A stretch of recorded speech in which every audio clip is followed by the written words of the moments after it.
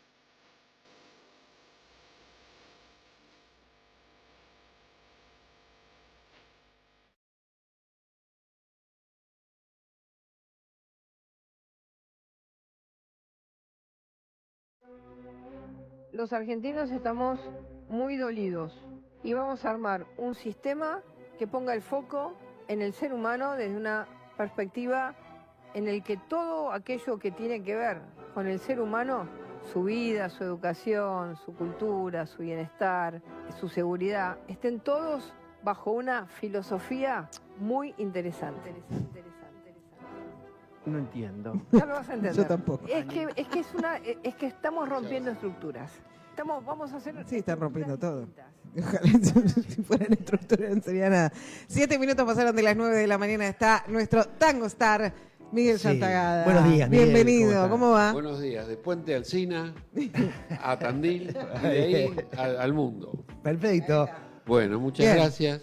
¿Cómo les va? ¿Bien? Bien, Bien, no, qué sé agradecido. yo, respondemos bien por una cuestión de... Contentos de tener este espacio para hablar de filosofía. Estoy medio oteando, medio mirando de reojo. Tenemos al amigo Schopenhauer. En esta oportunidad Que no nos cae todo bien. he decidido reiterar a Schopenhauer para abrir un debate. A ver, Perfecto. El tema de hoy no es el Schopenhauer, digamos, de voluntad o representación, sino el de la metafísica de la sexualidad.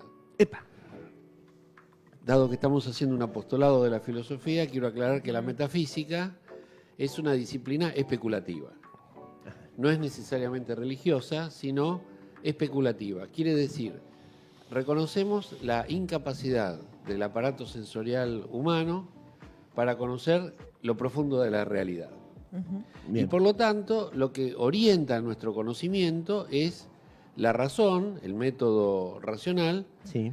y la especulación. No en el sentido Financiero. financiero del término, un saludo para Toto y para el otro Sturzenegger, sino, vamos a decirlo así, la especulación en el sentido de preguntarnos acerca de los principios o de los motivos que están detrás de los fenómenos que tenemos ante nuestra vista. Y entonces en la metafísica de la sexualidad se ponen en juego dos armas fundamentales de Schopenhauer. Uno es su pesimismo. Es un Bien. arma, digamos, que lastima, pero no hiere, pero no mata. Bien. Claro. Pero la otra es, vamos a decirlo así, la misoginia. Que es un bueno. arma O sea, que, sí. como lamentablemente, no, lo digo sonrientemente, pero en realidad Sí. la misoginia es una pandemia, lamentablemente, muy peligrosa Sí. para la humanidad en su conjunto y especialmente para las mujeres. Bueno, recordemos que Schopenhauer nació en 1788 y muere en 1860. Es decir, estas especulaciones que nosotros vamos a leer son previas a Sigmund Freud, al psicoanálisis y a la interesante revolución sexual que se produjo en los años 60, pero del siglo XX, o sea, un siglo después Claro. de la muerte de Schopenhauer. Schopenhauer, creo que lo hemos dicho en otra oportunidad, era como enemigo acérrimo de Hegel, tanto en lo filosófico como en lo universitario. Ajá. Se cuenta que daban clase en la Universidad de Berlín más o menos a la misma hora. Pero ¿qué pasa? Que el aula de Hegel estaba atestada de alumnos. No cabían todos los alumnos que pretendían seguir las lecciones de filosofía de Hegel. Y en el aula de al lado, una desprovista y despoblada aula de 4 o 5 alumnos que encima eran inconstantes, oían las peroratas de este genio Schopenhauer incomprendido. ¿Y eso le jodía? Y eso, claro, lo amargó tanto que decidió dejar la universidad, pero previamente había dejado Berlín, porque según dice, en Berlín en el año 1830 hubo una epidemia de cólera que se lleva prácticamente a un 10% de la población, Ajá. entre los cuales muere Hegel. Ajá. Y Schopenhauer huye a tiempo, digamos, se cambia de ciudad a tiempo, porque dice haber tenido un sueño anticipatorio de esa muerte. Digamos, en ese momento el cólera era una enfermedad prácticamente incurable. Así que Schopenhauer, un gran racionalista, que cree, sin embargo, en el poder anticipatorio de los sueños. Claro. Pero ahora vamos a meternos de lleno en su metafísica de la sexualidad. Quiero avisar porque algunas traducciones al español de este capítulo de la voluntad, el mundo como voluntad y representación, traducen, digamos, de manera pacata, metafísica del amor. Ah, En realidad, Schopenhauer se esfuerza por demostrar que el amor erótico, aún en sus versiones más románticas y espirituales, no es algo que dependa de la conciencia individual, sino que es un mandato, una especie de manifestación de la voluntad de vivir en el individuo. bien. Es decir, la voluntad lo ponemos con mayúscula, porque no es la voluntad individual, sino que es algo así como una fuerza, ahí está la especulación metafísica, que mueve al mundo más allá de del deseo, de las inclinaciones e incluso de las elecciones que los individuos hacemos. Hegel decía, pero Hegel era otro tipo de genio, decía, la historia, guiada por la razón, elige a los hombres célebres, a los hombres sabios, para llevar adelante sus designios. Eso que decía también Néstor Kirchner. Somos hombres comunes que tenemos grandes responsabilidades. Bien. Probablemente Kirchner se había inspirado en esta idea de la fenomenología del espíritu de Hegel, en la que evidentemente nosotros estamos de paso, los individuos, pero la especie no está de paso. Hay quienes lo olvidan, quienes segregan a los individuos, pero finalmente lo que no se puede negar es que la especie humana tiene un hábitat, que es el planeta Tierra, y tiene condiciones de vida que exigen la reproducción. Esas condiciones, más allá de que uno utilice mecanismos o dispositivos anticonceptivos, Claro. Sí.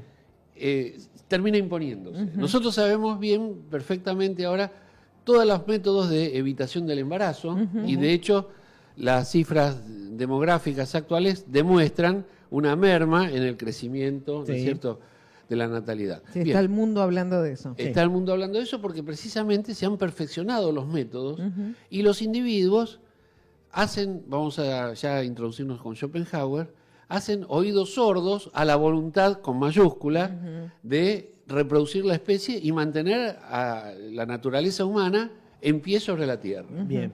En esa postura de Schopenhauer no nos diferenciaríamos en mucho de cualquier especie animal. Exactamente. En eso está nuestra condición, podríamos decir, vulnerable desde el punto de vista de la naturaleza. Es la naturaleza la que ordena, la que manda y finalmente es la que decide, por una serie de motivos que vamos a ver si hoy los podemos ver, si no los dejaremos para la próxima, es la que decide finalmente quién elige a quién y cómo se elige.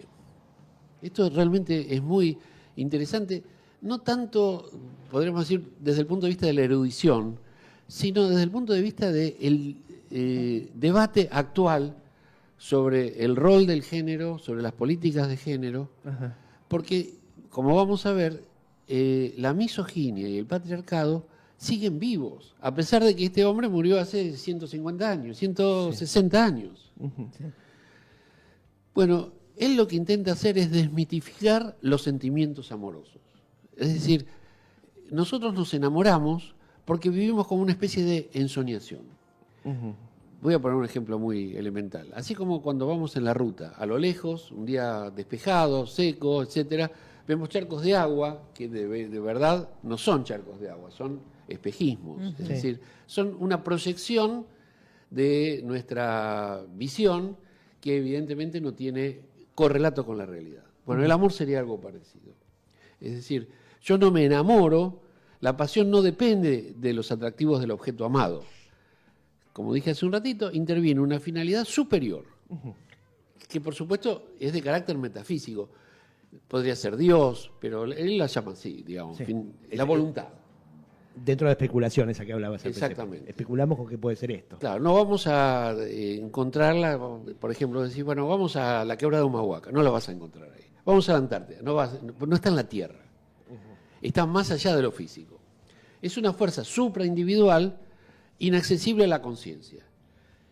La pregunta que le haría un filósofo del siglo XXI sería esta, pero se murió, no nos va a contestar. No. Si es inaccesible a la conciencia, ¿y vos cómo sabés que está ahí? Claro.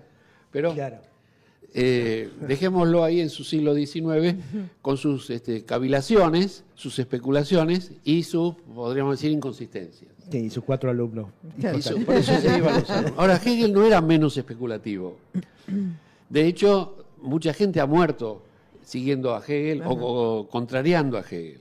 En cambio, yo creo que nadie siguió a Schopenhauer hasta la muerte, ni mucho menos. Probablemente hemos hablado críticamente de la misoginia, pero él tampoco es el abanderado de la misoginia, ni defiende la misoginia. Es algo que le sale, podríamos decir, espontáneamente. Claro. Con la atracción sexual, dice Schopenhauer, que se llamaba Arthur, se manifiesta cabalmente la dependencia del ser humano a motores inconscientes instintivos. De alguna forma se adelanta, por supuesto sin propósito, a el psicoanálisis, reconociendo ya en un tratado filosófico que nuestras conductas no están únicamente gobernadas por nuestra conciencia, ni mucho menos por los principios morales que a fuerza de martillo y cincel nos han grabado en nuestro corazón, vamos a decirlo así. Sí, y nuestra cabeza. Bueno, la metafísica, así se llama, metafísica de la sexualidad y no metafísica del amor. Algún día hablaremos del amor, pero Schopenhauer no cree en el amor. No, claro. No tiene tiempo para eso. Son esas fruslerías, como se Y decía. tampoco se ha enamorado, ¿no? Seguramente. O lo habrá negado porque tiene una gran capacidad de negación. Claro. Bien. Bueno, ahí constata que la pasión amorosa sí existe. Ahora, que exista no quiere decir que tenga un fundamento racional o un fundamento empírico. Lo que quiere decir es que los poetas se han ocupado suficientemente del amor, de la pasión. Él veía que en la Alemania de los años 40 del siglo XIX había suicidios por amor. Y había gente que era encerrada en las instituciones psiquiátricas o neuropsiquiátricas porque enloquecían. Para nosotros la locución, la frase, estoy loco de amor, o me vuelve loco, a mí me vuelve loco tu forma de ser, etcétera, tienen ese correlato cultural de que el amor obtura los sentidos, obtura la razón Es locura. y te lleva, digamos, te pone prácticamente loco. al precipicio. Así que, niños, ¿existe la pasión? Sí existe. Lo que pasa es que sus fundamentos, además de ser perjudiciales, son inconsistentes. Ajá. Bueno, qué lástima, ¿no?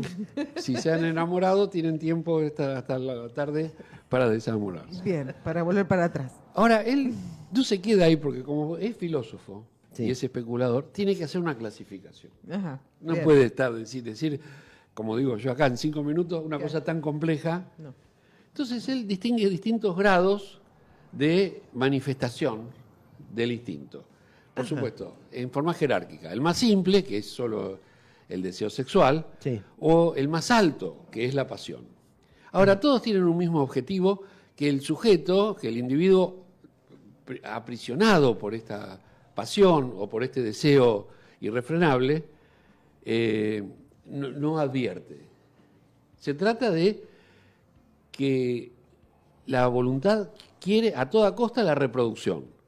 Y esa reproducción busca que nazcan nuevos individuos, a cualquier costo. Aún al costo de que usted se vuelva loco, señor, o usted, señora, llore porque la han abandonado. Ajá. A la naturaleza no importa nada. No. Sí, el enigma de la pasión que lleva a algunos hasta el suicidio se explica exclusivamente por una fuerza supraindividual, de carácter, podríamos decir, natural, que anida en nosotros. Y que, por supuesto, por lo menos en este tratado, Schopenhauer no se propone curarla ni atemperarla, simplemente se propone denunciarla. Es como una Elisa Carrió de la sexualidad. Claro. ¿Me siguen? Claro. Bueno, el criterio que puede explicar que la atracción sexual, por ejemplo, porque uno dice, bueno, pero uno no se enamora, no quiero hablar de cuerpos ajenos, pero bueno, uno no se enamora de una persona excesivamente vieja o sí, bueno, no importa, se entiende lo que quiero. Sí. A la Bartola. Uno no se enamora a la No Bartola. se enamora de la Bartola. Hay como un tipo, digamos. Claro. No, ese no es mi tipo. Ese pelado o ese rubio no es mi tipo. Ese es un gordito lechoso, no es mi tipo. De verdad no es mi tipo. Bueno, entonces yo digo, puede ser que usted tenga su gusto, que usted tenga su atractivo, pero eso es nada más que un entretenimiento para que discuta algo que usted no puede revertir, que es la férrea voluntad de vivir, la extraordinaria fuerza de la pasión, solo puede explicarse por su raíz instintiva. Es más, las grandes pasiones que se generan a primera vista demostrarían que no se originan en la razón. Usted a veces dice, no sé qué tiene, pero no puedo dejar de pensar en él o en ella. Bueno, por supuesto que para Schopenhauer hay una clara distinción entre la pasión femenina y la pasión masculina. Claro. El hombre lo único que quiere, ya se sabe, no hace Sí, falta que sí. lo digamos, pero la mujer, según Schopenhauer, lo único que quiere es protección, dinero y La mujer elige. la entonces, mujer, claro, la que mujer, le puede garantizar esa continuidad de la especie. claro, hay toda una reflexión muy interesante sobre, Pero en todo sentido. en Claro. todo sentido.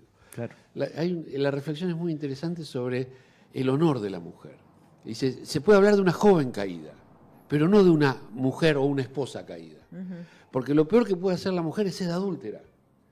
Porque Claro. siendo adúltera, lo que hace es ratificar la desconfianza del hombre acerca de la infidelidad de la mujer. Y a la inversa no. No, el hombre No, puede no, ser, porque claro. el hombre, Qué así lo dice, ocurrencia. el hombre puede fertilizar a 100 mujeres por año, es un cálculo Bueno. algo apresurado, pero no inverosímil, no inverosímil. Pero la mujer más de una... Y no te dan los tiempos. Claro, ponele que tenga 2 o 3. Claro. Saludos a las Claro, sí, llama. sí. Bueno. Así que... Sí, que tengas trillizos, digamos, pero si no, es inviable. Este dominio de lo genérico, que es la voluntad, sobre lo individual, que viene a ser nuestra conciencia, nuestra capacidad de decidir, habría sido intuido por los griegos que lo simbolizaron en la figura de Cupido. Ajá. si no conocen una figura de Cupido, es ese angelito Que te flecha. Sí. que ha inspirado también a la imaginería cristiana, aunque por otras razones, con un arco y una flecha y alas. Claro. Fíjense qué simboliza esto. Esto es un análisis muy interesante de Schopenhauer. No era un estúpido. No, Era claro, misógino, pero no era estúpido. El dios del amor reunía en su imagen los atributos que son propios del impulso erótico. A ver. La inocencia, que expresa su imagen infantil. Sí, Claro, angelical. Un bebé angelito, sí. Es inocente. Un Porque gordito cuando culón uno cree... que te y ríe. muerde- ¿Quién no ha mordido el anzuelo? Claro. No es mi caso, pero No, bueno, pero... es conocido. El peligro que representan las flechas.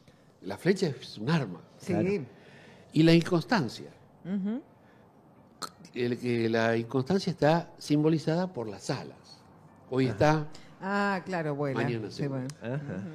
el dios del amor, por lo tanto, es algo así como la encarnadura, en términos escultóricos, en términos visuales, de esta, digamos, voluntad de vivir que la cultura, la literatura y la religión han convertido en este, que para él es un flagelo, que es la pasión amorosa. Está convencido que las pulsiones sexuales son inconscientes, pero su pesimismo, por eso hablamos de flagelo, lo lleva a interpretar el deseo sexual como la gran culpa de motorizar el deseo de perpetuar la vida. Y el hombre es culpable de eso, el hombre el varón. ¿Y la mujer qué viene a ser? Nada más que una nueva Eva. Ajá. La Eva que lleva a Adán al pecado es, en este caso para Schopenhauer, la Eva es quien, la nueva Eva, la mujer, es la que hace cumplir la voluntad de vivir. Y por eso es que su sentido del honor, de la fidelidad, de la constancia, es mucho, o mejor dicho, es muy diferente de lo que pasa para el hombre. Porque para el hombre lo que hay es algo así como una esclavitud y una burla que, frente a la cual los individuos humanos, especialmente los varones, cedemos. Al dejarnos dominar por la atracción sexual, mostramos que aquello que en última instancia son nuestros actos, son finalmente gobernados por la especie, por lo genérico, y no por nuestra voluntad. Nuestra voluntad en este caso con minúscula. Dijimos, la mujer de Schopenhauer es como Eva, pero ahora la serpiente es la voluntad de vivir que la utiliza para seducir al hombre. Y dice así Schopenhauer, anoten esta frase, A ver. la mujer es la trampa que la especie pone al hombre para que sacrifique su tranquilidad, su paz, su dinero y hasta su honor y su vida, si es necesario. Bien. Qué mal. ¿Quién no se ha matado? Ni el gordo Dan, diría su mujer. Claro, yo creo que el gordo Dan es un descendiente directo. Pero así todo le da un estatus a la mujer Sí, superior al claro. hombre. O sea, ¿no? En su maldad incluso. Sí, sí, la defenestra, pero es dominante. Es dominante, pero no por la inteligencia o por la astucia de la mujer, No, sino por por la el cap- cumplimiento Por la capacidad. de el mandato natural. La naturaleza Claro. le ha dado más responsabilidades a la Claro, mujer. Claro. más- Claro. Fíjense, esto es una buena enseñanza de la filosofía. ¿A dónde conduce la especulación? Claro. Entre otras cosas, a delirar con la imagen de fuerzas ingobernables. Ojo, no quiero decir que no existan. Lo que pasa es que esas herramientas que utiliza Schopenhauer lo llevan a justificar un orden claramente cruel para con la mujer, para con los niños, Claro. e incluso para con los varones. Claro. Porque entonces el más autoritario, el más determinado de los patriarcas, no deja de ser una Títere. una marioneta, exacto, sí. Pero es probablemente lo que él quiera demostrar, porque ha sido su propia experiencia de vida. Ajá. La voluntad de vivir, dice, se vale de la ilusión generada por el instinto. El individuo cree buscar su bien personal cuando fija su deseo. Hace todo un comentario sobre la prostitución, etcétera, ¿no es cierto? Porque uno dice, bueno, pero si pagan ya no tiene ningún otro aliciente para decir que está enamorado. Bueno, justamente, si paga es porque no puede refrenar su deseo. ¿Y ese deseo de dónde viene? Y viene de la voluntad de vivir, que no es, por supuesto, individual, como lo dije varias veces. Ujú. Pero con esta conducta, el varón cumple los objetivos de la especie, que se disfraza de voluntad individual, esto es, de deseo irrefrenable, pero en realidad de lo que se trata es de o forzar a las personas, a los individuos, a reproducirse. Ujú. Hace un ratito dijimos algo sobre los métodos anticonceptivos, que no eran eficaces, no es que no los hubiera, pero no eran eficaces en el siglo XIX. Ajá. Es más, él creo que tenía 2 o 3 hijos naturales a los que creo que no reconoció legalmente, pero que ayudó a criar con dinero. Algo falló ahí, digamos, el método anticonceptivo. Exacto. La pregunta con que vamos a cerrar es esta. ¿Cómo puede ser que algo tan importante como la pasión, tan intenso como la pasión, se extinga de un momento para otro? No sé si les ha pasado, a mí no, pero bueno, hay gente que le pasa. Sí, sí. La pasión amorosa es ilusión, dice, que una vez colmado el deseo, deja al amante junto a una mujer, así dice, tan ajada, tan... no sé si hay sinónimos de ajada, porque se refiere exclusivamente al abandono que se hace de la mujer una vez terminada la relación sexual. No conozco esa experiencia, pero me han contado. La pasión amorosa entonces es ilusión, que una vez colmado el deseo deja al amante junto a una mujer tan ajada como las flores que el amor le había ofrecido. Hoy te traigo flores que mañana se van a marchitar. Ahí le cerró. Y luego de tu intercambio conmigo, quedás así marchita. Marchita, vos también. Tampoco es una imagen muy feliz de la mujer, como pueden ver. No. Causa un poco de risa, pero más que nada causa consternación. Sí, por suerte he cambiado. De igual modo, te encontrás todavía. Sí, Sí. tengan cuidado, Sí. muchachas. O sea, la metafísica, la especulación aplicada puede llegar a ser muy nociva. Muy nociva. Quiero aclarar que quienes hemos estudiado, aprendido de memoria el catecismo y hemos escuchado reiterados sermones acerca de la sexualidad, de la moralidad, etcétera, no eran más que ministros o jefes de prensa de esta voluntad Adornis.